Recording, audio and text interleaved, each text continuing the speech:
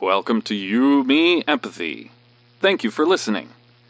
We would like to remind you that this podcast is for informational and entertainment purposes only, and is not a substitute for medical advice, diagnosis, or treatment.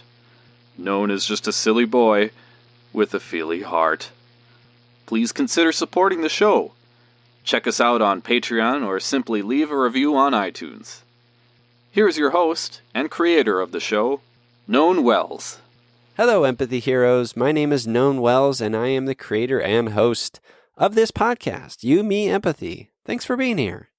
Today's episode 26, Tony the therapist and I explore the evolution of therapy, maladaptive coping mechanisms, that's a hard word to say, and the myths and origins of eating disorders. We also talk about why mental health treatment and research needs specialization. And I also get into my anorexia, and I attempt to discover its origins. So today's an interesting episode. Make sure you go back and listen to episode 25 with my guest, Laura Hearn, about her eating disorder story. It's very powerful and a good one. So go check that out. Thank you for being here, and please leave You, Me, Empathy a rating and review in iTunes, Apple Podcasts. It's a free way for you to support the show and to get this show up in the ranks, because life is all about winning and beating the enemies and beating our foes. No, I'm just kidding. But it would help me out, and it would make me delighted. And I like to check and review those read those reviews, I should say. So please do that. Thank you. I love you, and enjoy this episode 26, on the evolution of therapy and eating disorder myths. Thanks.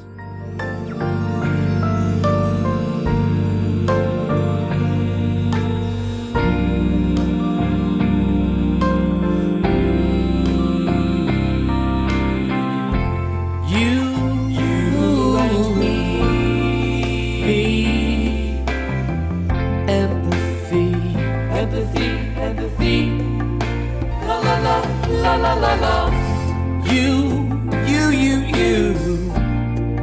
me, empathy, yeah,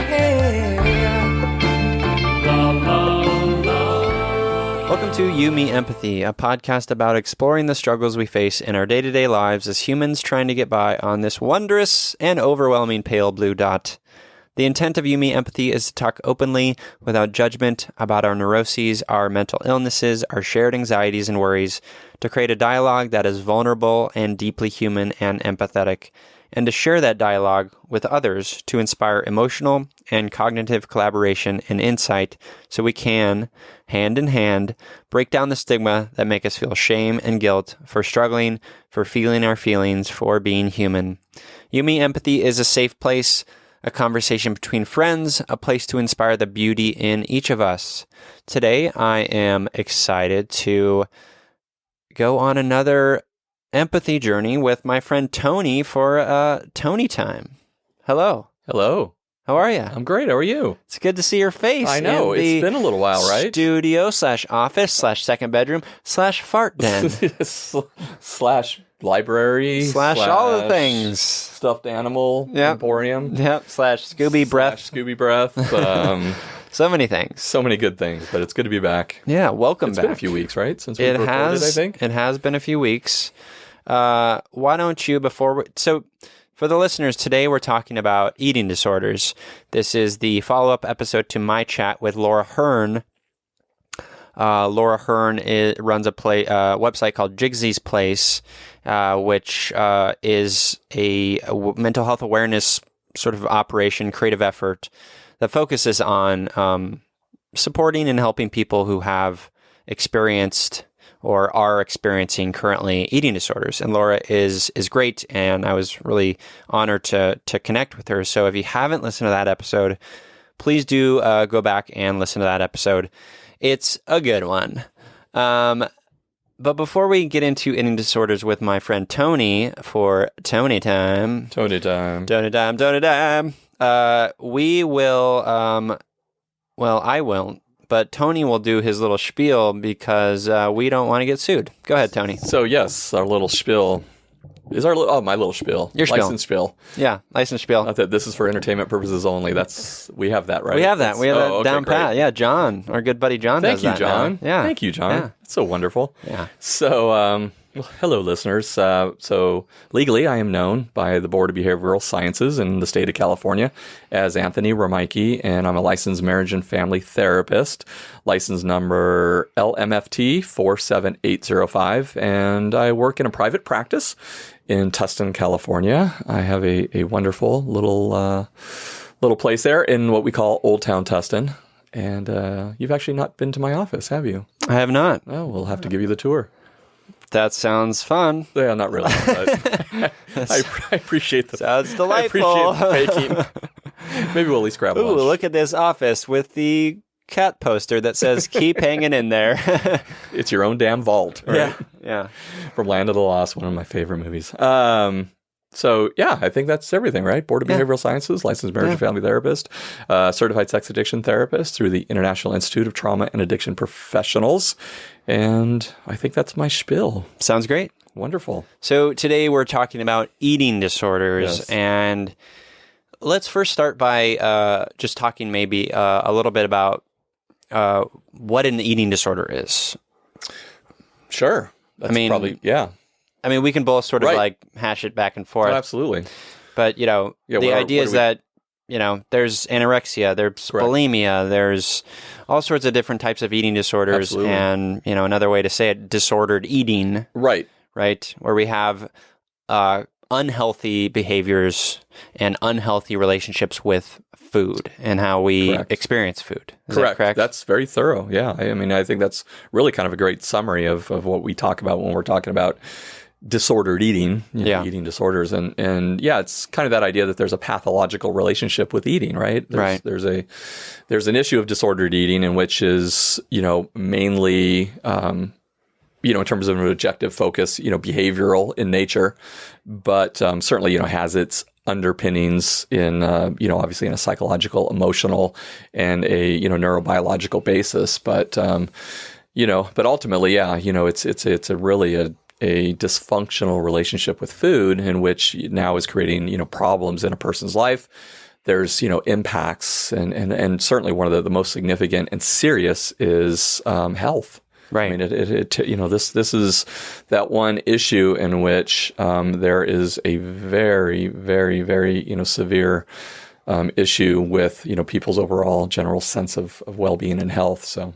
Yeah, and the physical impact Correct. is huge. The brain, the body, the bones, the heart, all of that is. Yeah. I mean, unfortunately, this is again one of those issues in which there is the possibility of obviously a severe impact to physical functioning and even obviously in worst case scenarios, death. Yeah. So it's very serious, very, very serious issue. So you were mentioning before we got started recording here that you have some experience. It's limited experience with patients who've had eating disorders. In that limited experience, how did that go? What's that like? Yeah, and one of the reasons for my that somewhat limited experience is it's a very eating disorder specifically, as, in addition to obviously some other, issues, probably addiction being one of them, it really, really, really, really, really requires specialized training and specialized treatment. And, as a result of that, it's really, really important that, the person who's... I'm going to take him out of here. Sorry. That's all right. Keep going. We're having Scooby issues. Goodbye, Scoobs. It's too hot in here and he needs water. And he really was enjoying the affection today. Well, I know you were. And I was as well. That's a big part of your therapy. Scooby is a nice part of this process. Yeah. But yeah, so, specifically eating disorders, again, similar to other addictions, as I mentioned, is really a specialized area of training and a specialized area of treatment. And that's not my area of of work. And Right. so, if it comes into my office in one form, it's not been a primary presentation. It's been something that's been uncovered, probably in an intake process, an assessment process. And at that point, it's, the necessity of that person's treatment is really going to be a referral to somebody who's specialized, in that area of treatment. So again, the listeners will probably hear us mention this many times throughout this podcast, but this is a very specialized area of training and treatment. And, this is, in my opinion, something that doesn't, it's going to require somebody with that specialized training, to really potentially do, for sure to do good work with somebody Right. who's suffering from this issue. So in the that limited time, when you sort of uncovered this, Sure. what kinds of things did you notice? Well, mainly, I think what you start to notice, not unlike many other things, maybe addiction related, is that, again, just, kind of in general concepts and ideas, thinking about that somebody might be presenting with, maybe more psychological, emotional based type of issues that maybe, present again as anxiety, or potentially, depression based type of, issues, maybe you're, the experience of a major depressive episode, maybe relational problems, as a result of stressful dynamics. Maybe that's occurring in a marriage or in a family. And so the presentation might, again, take, various types of, other, emotionally based, relationally based type of issues or psychologically based issues. But again, this might be underlying the actual, presentation. But how do you or maybe the question is, did you in those few experiences discover it yourself that, okay, this is an eating disorder and therefore I need to pass it on to an expert in that field, or Right. did that come at a later time? Boy, you're forcing me to think. Think, man. I know. I think more often than not, if I'm remembering correctly, I feel like the presentation or the actual assessment or identification was fairly quickly. Some of which can be an observational, visual experience of the client, in which you might be able to tell that somebody is significantly severely underweight. Sure. And without any other type of medical illness or type of issue occurring that might right away kind of alert you that this could be potentially an issue. But again, a lot of people who might potentially present with this isn't necessarily always going to present underweight. I mean, that's right. That's not always. We may see that with anorexia nervosa, but we may not necessarily see that with somebody who binges and purges. Right. You might, but but may very well may often not experience that. And so again, it's really a part of the thorough intake process. In which. And, sometimes people will say certain words or a phrase or, something that just might clue you into some of maybe the behavioral patterns that somebody might be doing that just kind of perks your ear, and, you might or potentially you'll start down a pathway of more probing questions in that general type of area. And, I'm always wanting to kind of look for anything that might be compulsive, for a person. And looking at, maybe a compulsive, behavior that somebody might be involved with consistently that might be, again, negatively impacting their lives. And when somebody presents, I mean, more often than not, they're presenting because whatever it is that they're, again, dealing with has generally reached a problematic level in which they're now seeking attention, not attention, they're actually seeking help. And they're really looking, there's some identification that this is problematic, and generally it's reached some significant level of disruption in their life, hence, the reason they're seeking help. And so there's, and again, it's not that you're always going to see everything, something Right. may unfold later down the line, particularly something that might be very shameful, in which there may not be, right away until maybe more trust is developed in the relationship. There may be more protection around these very secretive type of behaviors. So it might potentially be something that is vetted out later. Right. So it can take obviously very various forms in its presentation. we've mentioned a few times that, like, there are therapists who specialize in certain areas of mental health. Correct.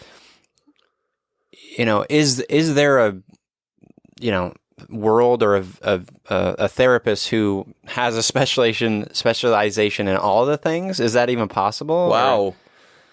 Oh gosh, Probably not possible, right? It's just too much. I think there's just too much for me. I mean, if I think about that, I know there's no way I could ever think that I was an overall specialist in all presentations of for me as a marriage and family therapist, we're looking at the systemic nature of relationships and the impact that has on emotional functioning, behavioral functioning, and so forth. And so even within that, I know as marriage and family therapist, we're already working within a scope, right. And again, a psychologist, a clinical psychologist is going to have their scope. A forensic psychologist is going to have their scope.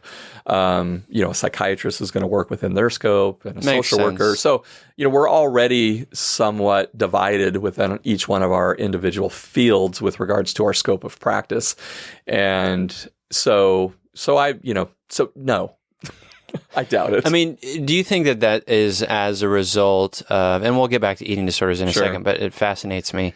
Do you think that is because that these areas of study and learning are so vast, and there is still so much to know about the brain and mental health and all these things? Sure. Yeah. I think so. And I think there's a historical, context to what we're talking about as well. And if you go back and study, psychological or the mental health field and the helping professions, I think if you look at it historically, I think it is fascinating. I mean, I find it very fascinating as well to really think about what the evolution of mental health treatment has looked like really over the past 100 years. If we want to go back and look at the founders of psychoanalysis, whether that's Sigmund Freud, Charcot, whether that's Carl Jung, and a lot of the early pioneers of mental health treatment is and really looking at the social constructs and context of how certain professions really kind of manifested. Originally this was an area of medical expertise, right? And where I think we now get the field of psychiatry, right? Right. And what that has, and psychiatry for a long time really functioned as a primary mental health treatment, specifically related to like psychoanalysis, right. And that was for a long time. But then we had kind of an evolution in which we had psychopharmacological interventions that then meds within the last 30 years that really changed, in my opinion, and fair to say, I think, really changed the treatment specifically from psychiatry. And I think it moved, not all, certainly, but, I think with some psychiatrists, and because it's a medical model, I think we've evolved, it's evolved into more of a psychopharmacological intervention as opposed to what it was originally, which was more around psychoanalysis. And so there's been an evolution there. And then I think, as different theoretical, understandings of, moving away from a psychoanalytic individual intrapsychic, meaning just with the person, orientation of treatment, going back to early psychoanalysis, as we started understanding the impact of relationships and that who we are and the fundamental shaping nature of relationships, I think there was an evolution even within psychoanalysis to start understanding that, relationships are primarily significant in who we are, why we're, who we are, why we do what we do, why we feel what we feel. And when were those breakthroughs? Well, we went through many different breakthroughs. I mean, if you go, really back into, and again, part of this has, not kind of, it has a significant impact with social or governmental functioning as well. I think once we moved into funding and stuff? Funding. Yeah. Exactly. Once there was this kind of institutionalized funding around treatment, which I think we started seeing post-entitlement errors, once government became more involved in societal ills, post-depression, era type of government. I think we started looking at, again, mental health as a whole and how do we treat this? What's the best settings? But I mean, what's the best settings? What's the best settings that are financially, an option, which, Right. And then there's the whole other side of it being like, you read about or you hear about or you read stories about where there was a time where, I mean, in the 50s, Sure. particularly, the time where, therapy, that's for the weak. Right. Why would you do that? You just got to suck it up. Right. And so there's that side of it, the social side of it as well. Yeah, like the social stigma side that we've talked about a lot on the show. Yeah. The social stigma around mental health. And, and what's that evolution even look like in a post-World War II society? Right. And, and I think we've in some respects made great leaps and bounds and otherwise, and at other times, I think, it's been a very slow, progression. But I think through all these, again, these different social constructs, we've continued to evolve our mental health treatment. And again, I think it's really been, I just have so much respect and I have so much, praise for, all the different types of theorists who have, maybe challenged the system or just, really, researched, developed their own theoretical orientations. Because, we went through a period, like with behavioralism, when you had people like Skinner, B.F. Skinner, who, really postulated that, we are, animals basically, and we are conditioned, and very much from a again a behavioral type of perspective, where the big lab rat, so to speak, in the big cage, and really looking at behavioral interventions, and again some great value to that. I mean, there's some amazing work done.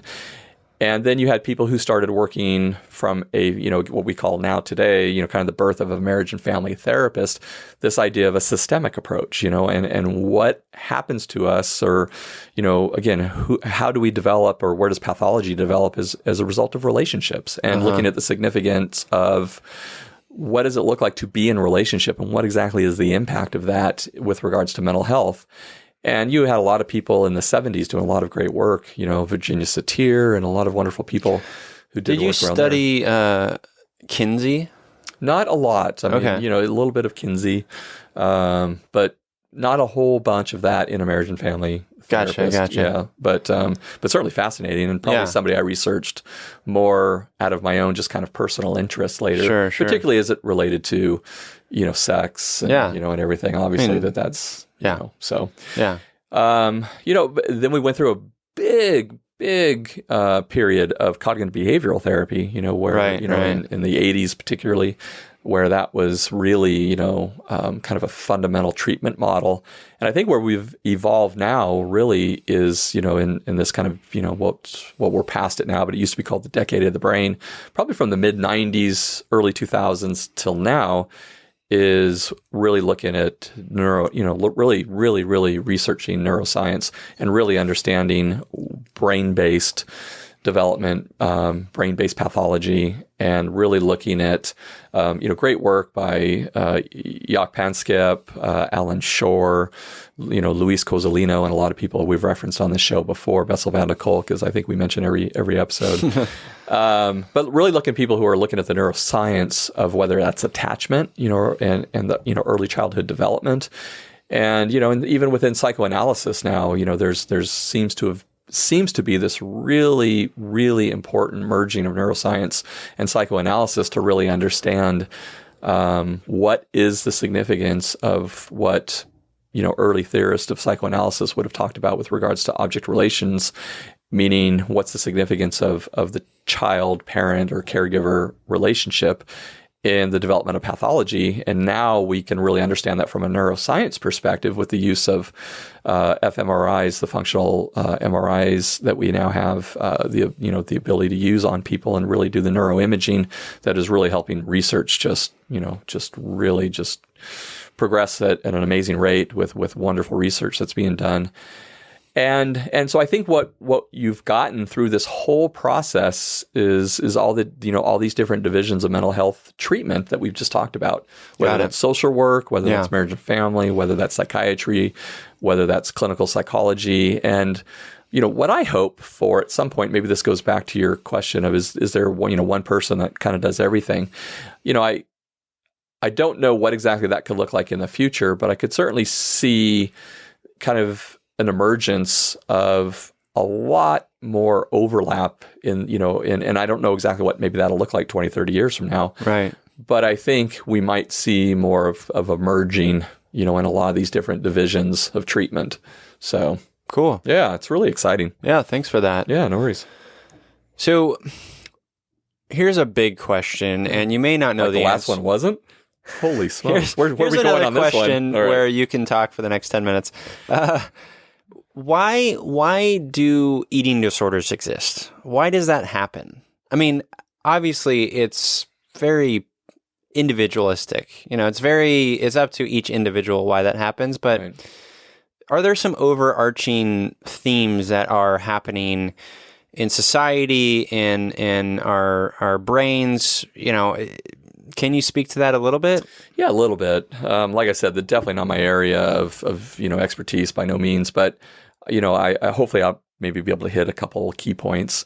And if there's anybody out there listening to this who does treat eating disorders, just cringe if I say something. Reach out to me at youmeempathy@gmail.com. Better yet, reach out. I'll have you on the reach podcast. Reach out to You, Me, Empathy, and we'll have you on the, yeah, that would be better.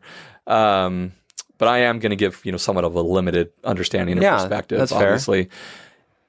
Yeah, I mean, I think, almost like anything, I think there are maybe some more common types of things that we could think of when we think of a particular pathology.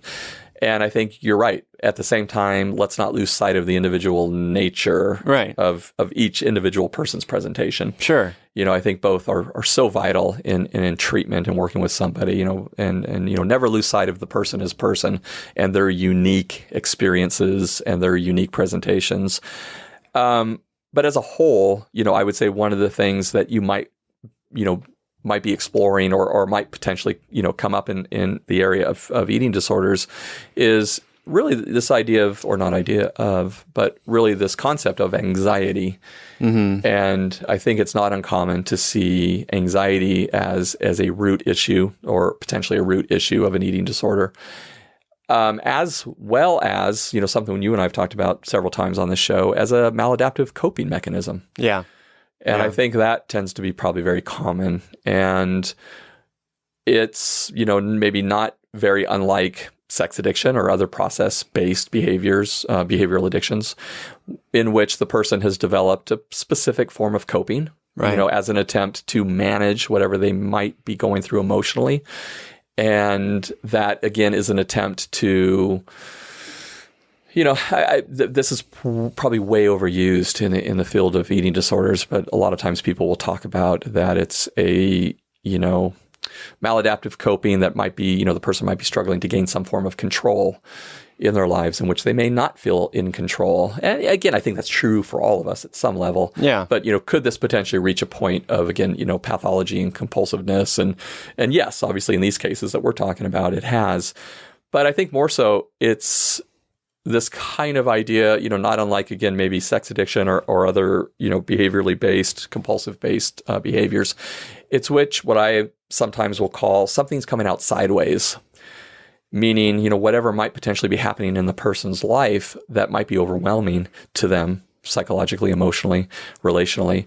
And there's not the internal, coping strength or healthy coping mechanisms to really allow them to process and work through and heal from, whatever it is they might be dealing with. And so, these process-based, behavioral-based addictions or behaviors might ultimately become, an attempt at a solution or at least the attempt at some form of healing, maladaptive, obviously. Yeah, escape, healing, whatever, all these things. Correct. In my mind, again, not a professional, but in my mind we're experiencing some anxiety, we're experiencing feelings of out of control, we're experiencing a thing that is troubling, we feel like we don't know how to handle it or fix it, and we seek alcohol or eating or sex or whatever, these things that we know well, and Correct. we have a little bit more control over. We know how they make us feel. Right. Well, and it's interesting too, because something I've heard before, read about, and I think people share in different ways. But the idea that I found myself, slowly restricting, right? Or I found myself slowly controlling. And maybe that was, even as a result of bullying, right? Social pressures, bullying. Sure. And all of a sudden, I started getting affirmations. I started getting, wow, you look wonderful. Wow, have you lost weight? Wow. And all of a sudden, there's this, there is this reinforcement now, right? That's occurring. Yeah. I mean, there's this positive affirmation the person is receiving. And maybe that's not something, they've received a lot of, or maybe that's... Right. That's powerful. It's powerful. Yeah. It's very powerful. And, so, particularly if we're thinking about different age demographics, right? I mean, if we're thinking about maybe a teenager, a young adult, and which is just such a brutal time. I know. Mean, just such a difficult emotional time. And I mean, gosh, I wouldn't, even want to guess at this, but I mean, what I would think it's high, the vulnerability that most, teens or young adults feel, in relationship to their peer groups or society at large. Oh my gosh. I know. I mean, right? You're trying to figure out your identity, but you have your parents who are, there right. and sort of trying to inform your identity, and you're trying to, but you live under their roof. And so there's, I mean, you're trying to create your own identity, maybe you're rejecting theirs developmentally, maybe it's, or it's maybe something you just don't feel, it's just not something you identify with. So you're trying to create your own separate identity, and you're trying to fit in with your peer group, right? I mean, I kind of always love this concept, that developmentally as a young adult is breaking away from their values that their parents may have set for them. And the idea that, I've, heard parents say at different times before, like, I don't understand why they're doing this, and I don't understand, why their peer group is so important. And I really do enjoy adolescent studies and understanding that developmental history of young adulthood. But it's really significant that they can, right? I mean, it's really significant that they do form their own identity. It's really important It has to. I mean, that's our evolution. It's our breaking away. Like, that's part of it. We are leaving the nest. Yeah. I mean, we will be leaving the nest at this young age, and it's it's an evolutionary, or it's it's an inevitable developmental process that has to occur. Right. And, they're going to be surviving amongst their peer groups. I mean, and they'll be doing life with their peer group, for the time, for the rest of their lives potentially. And so, this is such an important time, so, obviously having that peer acceptance is going to be so important. I mean, it's going to be so important that they feel accepted by their peers. And what if they feel like they're not accepted, right? Maybe right. they're not feeling affirmed. They're not feeling that they are a part of their social group, and they've lost weight. Now they're getting this, like these affirmations and maybe acceptance. When we think of the brain and we think about the reward-based system that we have in the brain, and if we start, one of the things I can understand from eating disorders and, again, some of the exposure and understanding of what I've read and so forth is, the brain, like in other process-based behavioral addictions, has a really big part in this process and, in the forming of this type of compulsive behavior, and understanding that it really, significantly incorporates the reward system of the brain and also the learning system within the brain as well. And, so you start foraging, these learning-based processes within the brain. And, you're also tapping into this reward-based system as well. And, you can create something, obviously that very much gets out of hand and very much becomes out of control. And also becomes very difficult to treat because this isn't an issue of willpower. This ultimately becomes, again, this neurobiological, issue when we're now talking about the way in which the brain has, wired around this specific behavior. So, and food is a thing we need to survive, right? It is. Food is. It's one of those biological drives that exactly. And, and again, I think that's why this makes, eating disorders specifically are so difficult to treat, because if the thing you have so much anxiety around is the thing that is going to keep you alive, we have a very complicated, serious issue, not unlike sex, right? In which, now sex isn't necessarily something we have to keep us alive. Me alive. It keeps no one alive. But it's certainly part of our biological drives, right? Right. I mean, food and Yeah. sex. I mean, it's a part of, our biological, desires and Food, sex, cheese specifically. and maybe cheese, Sex with cheese. sex with cheese. All of the above. Sorry. Listeners, we learn something new all the time with them. But So I'm as you're talking about that, I'm thinking about I'm trying to think about when, for me in my eating disorder, and I had anorexia, for me when it started, and it's hard to think about it. It's like hard Right. it's hard not like let me rephrase that. I can't remember. I just can't remember. right. So lately I've been thinking about like, or just lately, I mean, just today, I grew up in an environment where let's forget about like trauma and stuff. Sure. My mother worked in the fitness industry, Mm-hmm. and that was very much sort of a prevalent part of like her identity, and she's a very outwardly, identifying person, Yeah. like she wears her stuff on her sleeve and she's Right. very outspoken about it. And she was my PE instructor, in junior high and things like that. And I so, never knew this. Yeah. Wow. Okay. Yeah. So she's worked in the fitness industry as like an aerobics instructor and all these things since the 70s. Like she Yeah. worked under Richard Simmons. Did she really? Yeah. Wow. I know. Isn't that awesome? Yeah. But I'm wondering, like, sometimes if, like,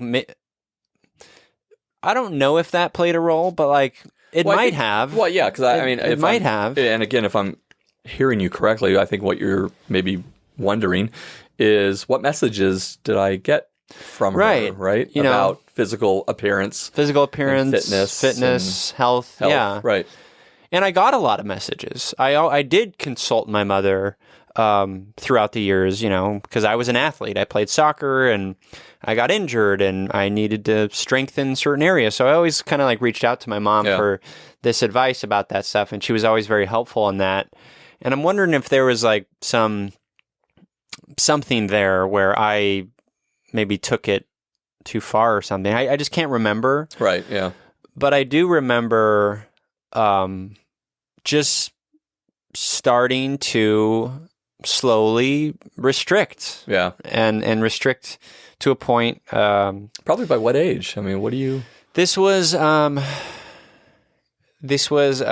it really kind of started my sophomore year of college. Okay. So I was 19, 20, around there, 19 or 20. And I remember going to Alaska and working up there.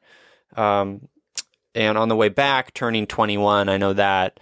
But even at that time, I started to lose weight and sort of lose muscle mass. And I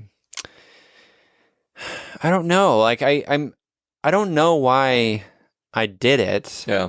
I think through writing and stuff over the years and therapy, like a few things that I've learned is that, okay, I was trying to, as I said many times in my writing and to people, mediate my parents' marriage. Like that was a thing that I tried to do. I tried to, hey, they had a terrible relationship and they got divorced and remarried back to each other twice, Yeah.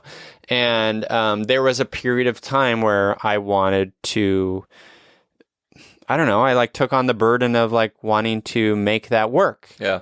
Even though like I think deep down I knew it wasn't going to, but I don't know, I kind of I just took that on, and then when it was clear that things weren't going well, like my mom was always crying on my shoulder, and then I'd go to my dad and my dad would yell about mom, and I would go back and forth between those two stark kind of biting realities.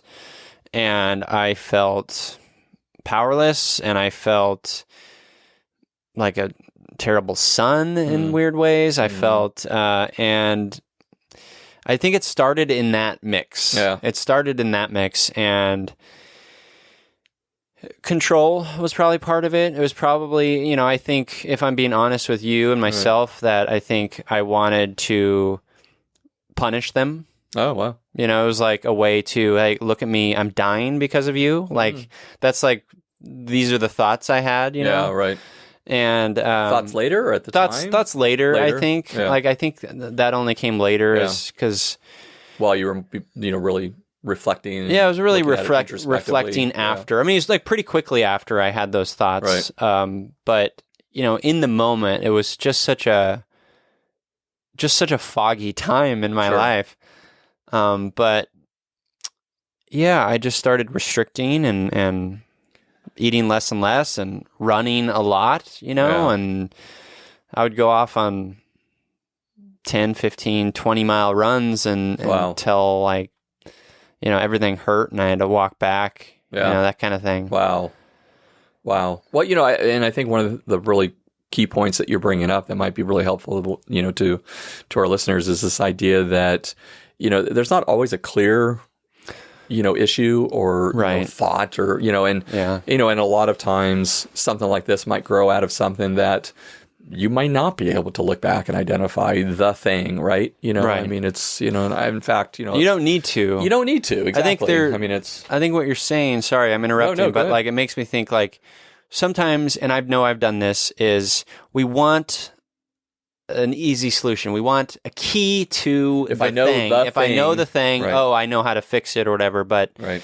in things like mental health and eating disorders, Right. and it oftentimes it is so complex. Yeah, it's just not that simple. It's not that simple. No. You know, so Right. be kind to yourself. Yeah, be kind, be compassionate, and usually to this point exactly. I mean, it's a multi-layered complexity, Right. you know, and it's a confluence of things, you know, that may have Good come word. together. Do you like that? Yeah. Thank you. Professional over Did I here. use it correctly? Yes. Oh, well, wonderful, Yes. even better. But yeah, I mean, you know, so it's, you know, yeah, to try and find the thing, right? I mean, just, yeah, needle Yeah. in a haystack. I mean, not going to be so, but, you know, again, understanding the multi-dynamic, you know, influence of what something might be. And when it comes out, right? I mean, like you said, for you, that was sophomore year of college. I mean, the origins of when some of this may have started taking root, you know, in terms of, you know, this multi-layered process again. I mean, who knows, right? Yeah. Yeah, who knows? You know, and what all the influences were that came together to then create this specific behavior. Yeah. So, I mentioned it in my episode with Laura, but it always sticks out in my head as I think an important fact, or an important, not fact, but just an important part of my story, and then just an important part of sort of mental health as it pertains to specifically eating disorders, is meeting with a therapist at the University of Swansea and being so, you know, I was 120 pounds at that point. wow. And, you know, everything hurt. My hair was falling out. I was super gaunt. I was like rolling my own cigarettes. Thought it was pretty cool. But I was smoking cigarettes because there's just like Because I'll do that. appetite instead of eat. suppressant. Right, suppressants, right. Like, you know, I was just Right. so like out of my mind. And I went to see Nicotine stimulant. yeah, all Right. those things.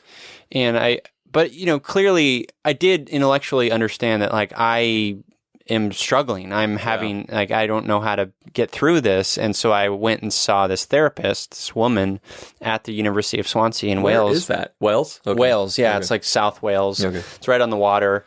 Famous actress has a house there in Bumbles. She was married to Michael Douglas. Oh, She's a Welsh actor. yeah. Catherine Zeta-Jones? Catherine Zeta-Jones. Okay. Yes, Yeah. she lives like right there. Wow. Yeah.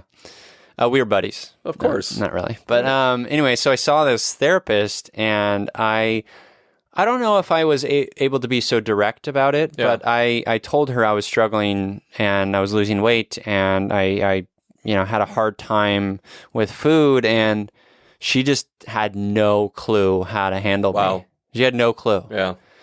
And you know, I don't look back on that as a you know, I don't have any malice toward this woman. It was Yeah. just, I think that eating disorders are such a complex thing, and you know, obviously there's like stigma around like women in eating disorders, Right. and how it's like this vanity thing. Right. And then you throw into the mix, oh, this man has an eating disorder, Right. and this was, you know, 15, you know, Yeah.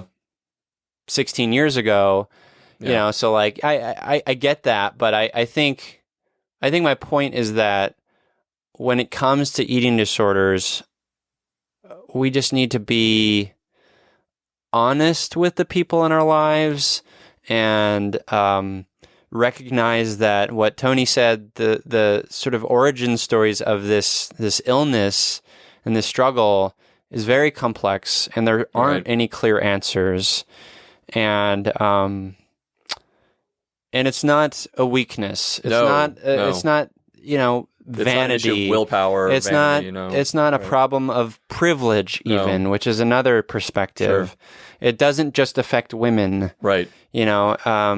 You know what? I mean, I'm sorry. Now I'm interrupting please. you, but such a great point, and we haven't really addressed it yet. Although, you know, again, you've spoken about this, but this idea again that, you know, this is not a female disease, right? And, you know, or disorder, you know, and that, you know, this affects men and women. And so, you know, I think it's really important, again, that the listeners, you know that, and that there is, I mean, you know, thank goodness, again, people like you who are willing and brave and will talk about this, that you as a man have struggled with this. And I think that will normalize this then for other men to seek treatment, because I do think, and this is a guess, but I am guessing that there's probably a lot of shame around this for men, you know, particularly if it's the idea that this is a female disorder and issue. Sure. This isn't a male issue. And I, you know, like you, I don't know what the exact issue with that Wells therapist was. And again, there's, you know, we don't have to, you know, in any way at all even, you know, try and wonder, but was it potentially not on her radar, you know, that this was a male, you know, this could potentially be a male possibly issue? Yeah. Maybe she wasn't looking for it. I mean, this was a decade and a half ago. And a half ago. We didn't talk about it as much back then, or we didn't think about it as much. I know 15, 20 years ago, I think most people still thought this is, you know, more of a female-based disorder, and specifically having to do with body image, specifically vanity, right, or just, you know, and even not really even. I mean, people who probably were treating this in the last 20, 30 years already understood this, but I think maybe culture as a whole hasn't. That, you know, I think, you know, classically we can think of that person with anorexia, right? You know, the person who's 100 pounds, 90 pounds, 80 pounds, and, you know, just is emaciated looking.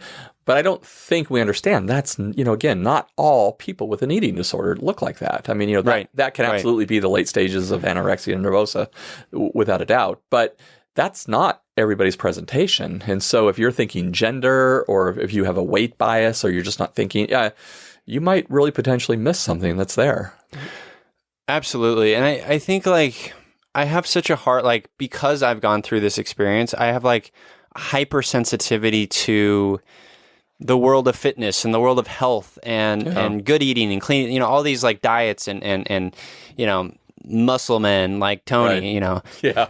And, you know, all this I think there's just I want to get away from, because I think there's such foundational issues when it comes to health and eating well and exercise and all these things. I firmly believe, in my experience, this is my experience, people I've dealt with, people I've experienced, ran into, what have you, there's a lot of disordered eating.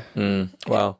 And even, like, I'm not going to call it names, but people I know personally, friends who have disordered eating issues, and I think that troubles me. It really does trouble me, and it's hard not to, like, sometimes, because for someone like me, you know, I have this, like, stupid, like, grain issue with my stomach, doesn't take it, you know, and I personally believe, like, the sort of gluten-free craze is another form of disordered eating for some people. That's just a speculation, right? And it's a sensitivity that I have, right? But I guess what I'm saying is, like, how do we get away from? How do we move away from that? Like, I mean, is it about having healthier relationships with food? I mean, obviously, but, like, it seems like such a foundational core part of our being. We have to eat every day. Right. We have to exercise if we want to live like a decently long life. Sure. How do we have healthy relationships with these things? Yeah, it's such a great question, and I love that idea. And how do we propagate that, right? How do we propagate this idea of a healthy relationship with food? Going back to what we talked about, or a healthy, what's a healthy relationship with body image, right? And I'm just going to speak to this, personally as well. But this idea, of Instagram, and we're all on social media these days, and I'm amazed. I'm absolutely 100% continually amazed as I, go through Instagram, and as I maybe look through the Explorer page and I, see perfect bodies, and I see, people who are, presenting themselves, I took 100 selfies and I posted one, right? Because the light captured everything perfect. And this, I don't know if it's dependency, but this need or this desire for, the social media affirmation that we, all maybe desperately want or seek. And just how far from the truth really is that, or how far is that from a healthy relationship, again, with body image. And I have such a major concern for young adults and maybe, all ages, but again, the young adult who is being socially formed, right? And looking at Instagram as some type of mirror in terms of who they are supposed to be or how they should look. And, the reality is, everybody's got a different body type. Everybody's got everyone is built differently. Everybody carries with them a specific genetic code that was passed down to them that they don't have any control over. And if it's a woman, who's fighting that because, she wants to look like, a supermodel, and, which is, that's a whole other topic. But if there's some kind of ideal body type, and believing that I have worth or I'll have value if I look like that, I'm frightened by that. I'm absolutely frightened by that for people who, are looking at that as some form of, then I'll be happy or then I'll be accepted. It's scary. I agree. It's very scary. We have these curated representations of ourselves online, very curated. Very curated. But you have like young people who are making careers by doing that. Absolutely. Right? Like people who are self-proclaimed fitness gurus on Instagram. Right. Are not. Right. For the most part, from what I've seen, are not. They're just, they have quote unquote like good bodies, right? And then they make deals with protein powders and like brands that will pay them money to be social influencers. Oh, I hate that word. Right. It's the worst. Yep. But yeah, it's I think that speaks exactly to what I was talking about. It's like this foundational concern with image and appearance and all this outward stuff when really we need to be inward. Yes, absolutely. And it's hard. We all struggle with it. Absolutely. We all struggle with it. But I guess I would want to say to my listeners that you are worthy. You are of worth, not because of what you do physically, what you can do physically, what you look like, but your brain and your heart and how you can impact people in your life and the love that you express and the empathy that you can carry with you in this life. Yeah. Like that's the true value. Yeah. And I guess I will jump off my soapbox and say that what else do we want to talk about when it comes to eating disorders? That's a great question. Well, I was just going to real quick say that, when I started to, like, I want to, like, the recovery process for me, again, another one of those things where it was kind of foggy. Don't know if there was a turning point necessarily, but I do remember coming back home from Swansea, Wales, and the doctor telling me your heart almost stopped. Wow. And that being obviously a wake-up call. Right. I don't know if that was the trigger exactly, but I think it was part of it. And then I was able to kind of just, a switch was turned in a way. It wasn't that simple. Yeah. But I was able to start just pouring in calories. And my mother, bless her, started making me like every morning these shakes with peanut butter and olive oil and like all this stuff to just get calories in my body because I was so depleted.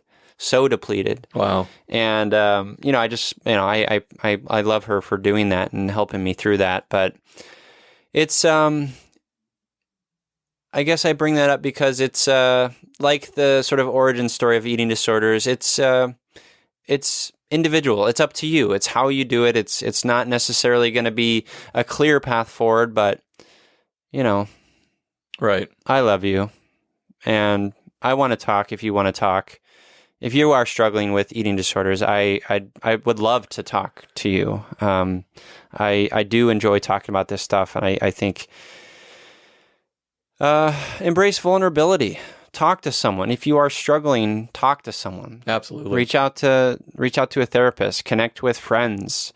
Be honest and open up your heart, and through that, we'll find some healing. So. Yeah, and just, because this isn't necessarily my area of expertise, but just with a quick Google search and, wanting to find a potential resource. And again, I cannot speak to this particular nonprofit organization, but the National Eating Disorder Association, was a quick find. Yeah. And their telephone number, if I would just want to give this out, is 1-800-931-2237. And once again, 1-800-931-2237.